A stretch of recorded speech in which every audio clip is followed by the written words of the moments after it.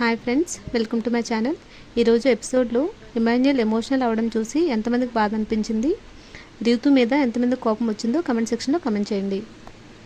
Previous ఎపిసోడ్లో Rithu, Tanuja and Emmanuel bonding చూసి చాలా బాగా అనిపించింది. కానీ ఒక్క రీతు వలన అదంతా డిస్టర్బ్ అయింది. ఎపిసోడ్ స్టార్టింగ్లో ప్రియా రీతుతో ఏమంటుందంటే, నువ్వు కావాలని పవన్ని గెలిపించావని బయటకు వెళ్తుందేమో అని అంటే, రీతు అంటుంది, టీషర్ట్ మీద కనిపిస్తుంది కదా, నేను కావాలని ఎందుకు చేస్తాను అని అంటుంది. తను చేసింది తప్పని తనకు అర్థమైంది అండ్ హౌస్ మేట్స్ అందరికి కూడా అర్థమైంది. టెనెంట్స్ నుండి ఒకరు ఓనర్ అవ్వడానికి ఒక టాస్క్ పెడతారు. ఆ టాస్క్లో 3 రౌండ్స్ ఉంటాయి. టాస్క్ ఏంటంటే, ఓనర్స్ నుండి ప్రతి రౌండ్కి ఇద్దరు కొన్ని ఐటమ్స్ని టెనెంట్స్ వైపు విసురుతారు.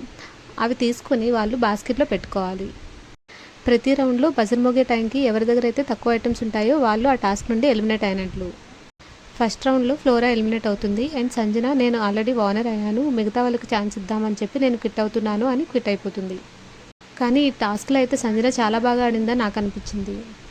ఎలిమినేట్ అయిన వాళ్ళు నెక్స్ట్ రౌండ్లో వేరే వాళ్ళకి సపోర్ట్ చేయొచ్చు. అలా సంజన అండ్ ఫ్లోరా రీతుని అటాక్ చేసి రిమైనింగ్ వాళ్ళకి సపోర్ట్ చేస్తారు.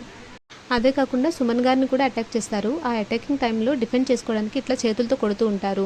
అప్పుడు సంచాలక్ అంటుంది, ఈసారి కొడితే ఎలిమినేట్ చేస్తానని. తర్వాత తను కొట్టినట్లు నాకైతే వీడియోలో కనిపించలేదు, కొట్టకుండానే తను ఎలిమినేట్ చేసిందని నాకు అనిపించింది. తర్వాత రీతుని అటాక్ చేస్తున్నప్పుడు రీతు కూడా కొట్టినట్లు నాకు అనిపించింది. కానీ ప్రియా రీతుకు సపోర్ట్ చేసి రీతుని ఎలిమినేట్ చేయకుండా ఓన్లీ సుమన్ గారిని మాత్రమే ఎలిమినేట్ చేసింది. తర్వాత సంజన అండ్ ఫ్లోరా రీతు బాస్కెట్ని ఎంటీ చేస్తారు. ఎంటీ చేసినప్పుడు రీతు వెళ్ళి రాము దగ్గరికి రాము బాస్కెట్లో ఉన్న ఐటమ్స్ అన్ని తీసుకుంటుంది. అప్పుడు రాము చాలా కామ్గా ఉంటాడు.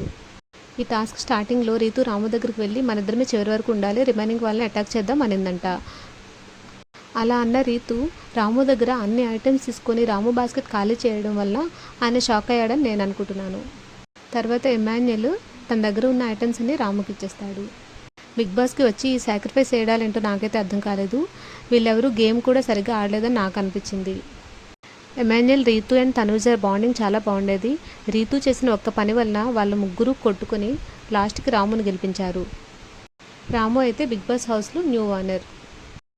ఇప్పటివరకు అయిన ఏ టాస్క్లో కూడా సంచాలక్ డెసిషన్ కరెక్ట్గా లేదని నేను అనుకుంటున్నాను. ఫస్ట్ కెప్టెన్సీ టాస్క్లో ఇమాన్యుయల్ని కావాలనే ఎలిమినేట్ చేశారు. సెకండ్ కెప్టెన్సీ టాస్క్లో కూడా రీతు ఒక విధంగా ఇమాన్యుయల్కి అన్యాయం చేసినట్లే.